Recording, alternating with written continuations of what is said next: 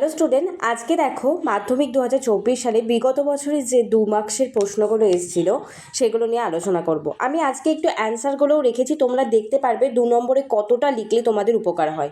ঠিক আছে, প্রথম কোশ্চেনটা কি আছে, দেখো, নকনি ভবনের সংজ্ঞা দাও। তো নকনি ভবন কাকে বলে এইটা আমাদের প্রথম চ্যাপ্টারে আছে। দেখো আমি কতটা রেখেছি কোশ্চেন, সেগুলো তোমরা অ্যান্সারটা একটু দেখে রাখবে।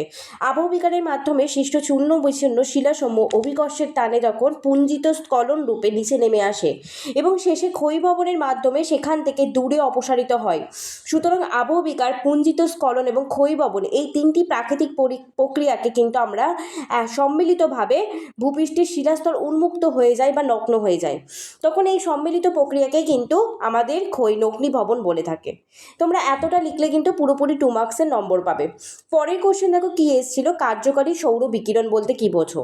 তোমরা এখানে দেখে নাও আমি কার্যকারী সৌর বিকিরণ কতটা রেখেছি, কীরকমভাবে লিখেছি। তো সেই রকমভাবে যদি তোমরা লেখো পুরোটাই কিন্তু মার্কস পাবে। আমি অ্যান্সারটা নিয়ে কিন্তু আলোচনা করলাম না, আমার অ্যান্সার কিন্তু আলোচনা করার বিষয়বস্তু নয়। আজকে আমি কী কী প্রশ্ন এসছে সেটা দেখাবো এবং কতটা লিখলে তোমরা ম্যাক্সিমাম নাম্বার পাবে 2 মার্কসে। এর পরের কোশ্চেন দেখো 3.2-তে কি এসেছিল, আপেক্ষিক আর্দ্রতা বলতে কি বোঝো।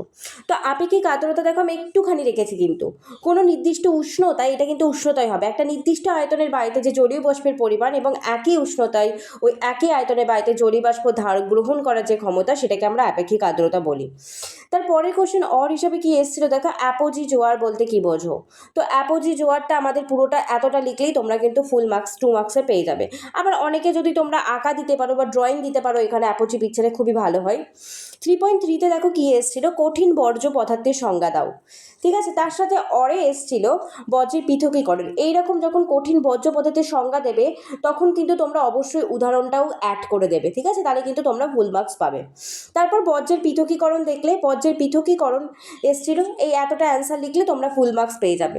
তারপরে দেখো কয়েল কাকে বলে এসেছিল। ঠিক আছে, তো কয়েলটা দেখতে পাচ্ছ কেমনভাবে লেখা আছে। তো কয়েলটা মোটামুটি এইটুকুনি লিখলে তোমাদের ফুল মার্কস এসে যাবে। এইবারে দেখো কয়েলের সাথে আমাদের কি অর এসেছিল।